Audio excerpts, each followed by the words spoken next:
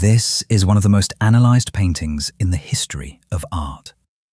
For more than 500 years, historians, philosophers, and critics have stood in front of this image trying to decode it. Entire books have been written about its figures. Every gesture, every glance, every fold of fabric has been studied, debated, and interpreted. And yet, almost everyone who looks at this painting is looking in the wrong place. It's easy to get distracted by the obvious focal points here, like the goddess at the centre or the dancing figures and their hidden mythology. Yet, Botticelli's true stroke of genius is incredibly quiet. Millions of visitors snap photos of it daily without ever realising what they've captured.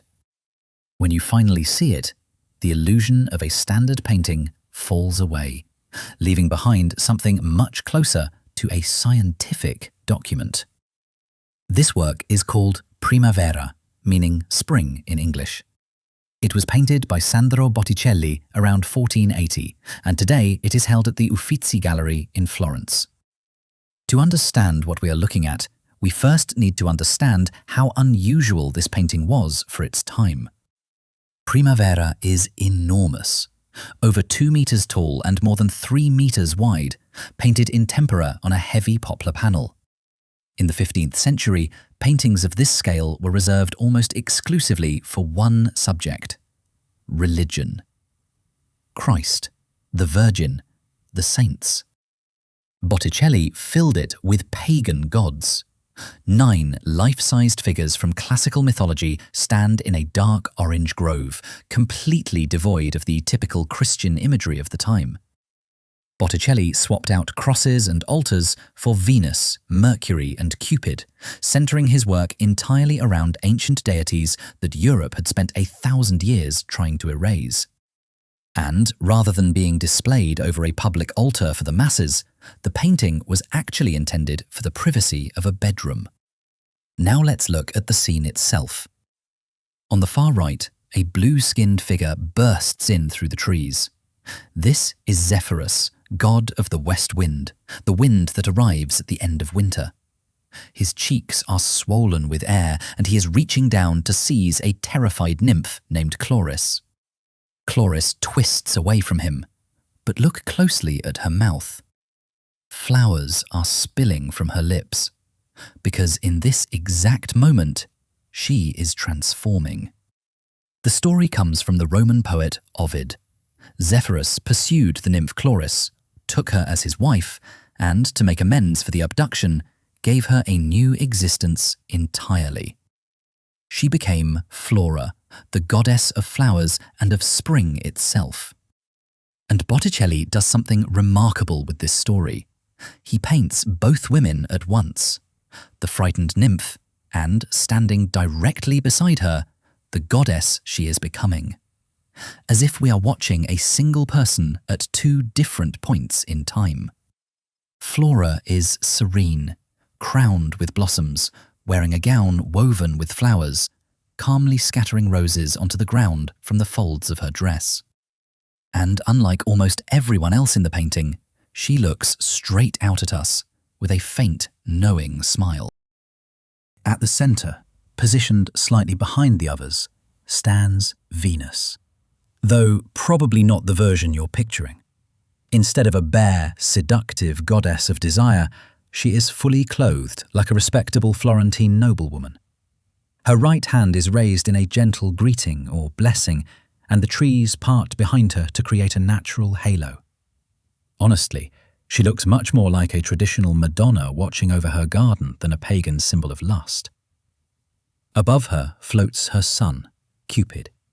He is blindfolded because love strikes without seeing, and he is aiming a burning arrow directly at the 3 women dancing on the left. These are the 3 Graces, companions of Venus, moving in a slow circle with their fingers interlocked, dressed in almost transparent veils. And if we follow the line of Cupid's arrow, it points toward the Grace in the middle. She has stopped looking at her sisters. Her head has turned, and her gaze has drifted toward the final figure of the painting, Mercury. He occupies the far left of the composition, sporting his traditional winged sandals and a sword. Oddly enough, the messenger of the gods is completely ignoring the rest of the garden. Instead of engaging with Venus or the Graces, he's facing away, using his caduceus to prod a cluster of clouds at the canopy's edge. Most scholars think he's actively sweeping them away to protect the grove from rain or winter, so that spring remains a permanent reality. The unnatural state of the trees gives it away. They are blooming with white flowers and heavy with ripe oranges at the exact same time, seamlessly blending spring and autumn together. Beyond the magical atmosphere, though, these oranges carry real political weight.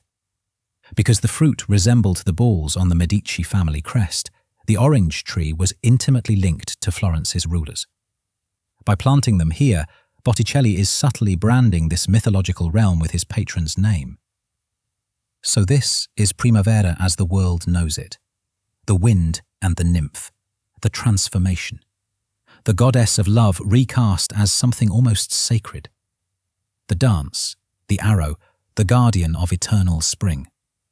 This is what the guidebooks describe. This is what 5 centuries of scholars have argued about.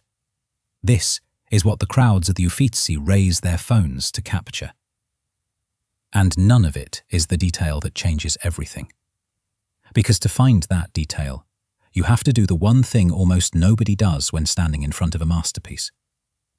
You have to stop looking at the figures and look down, at the ground beneath their feet. At first glance, the meadow reads as decoration. Dark grass scattered with small points of colour. Background, filler, the stage on which the real painting happens. It is not. In 1982, Primavera underwent a major restoration, and as centuries of grime and yellowed varnish were removed, that dark meadow came back to life. And when researchers began to study it, really study it, flower by flower, they found something that has no business existing in a 15th century painting. If you look closely at the grass, you'll realize none of those flowers are just made-up decorative filler. They are entirely real. Botanists have actually counted about 500 distinct plants in the scene, with roughly 190 of them flowering.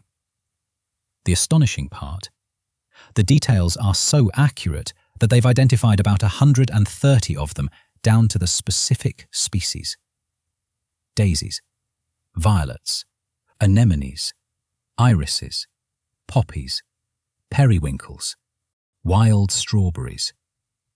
Each one painted with such precision that modern botanists can classify them the way you would identify a specimen in a field guide, 500 years later.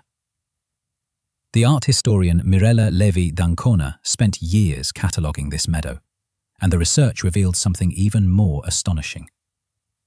They are species that actually grow in the countryside around Florence, and nearly all of them bloom within the same narrow window of the year, between March and May.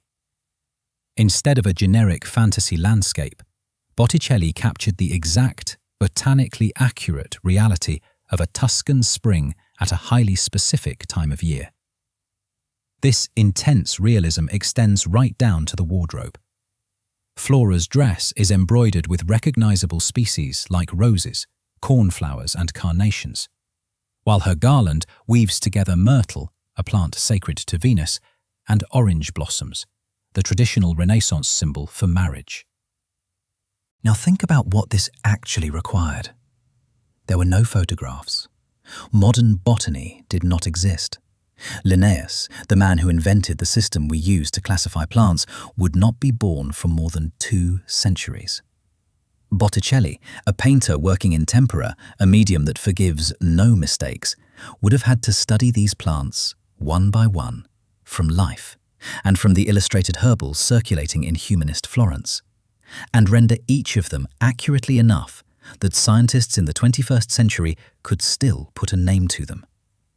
500 plants, 130 species, painted with the precision of a science that had not been invented yet.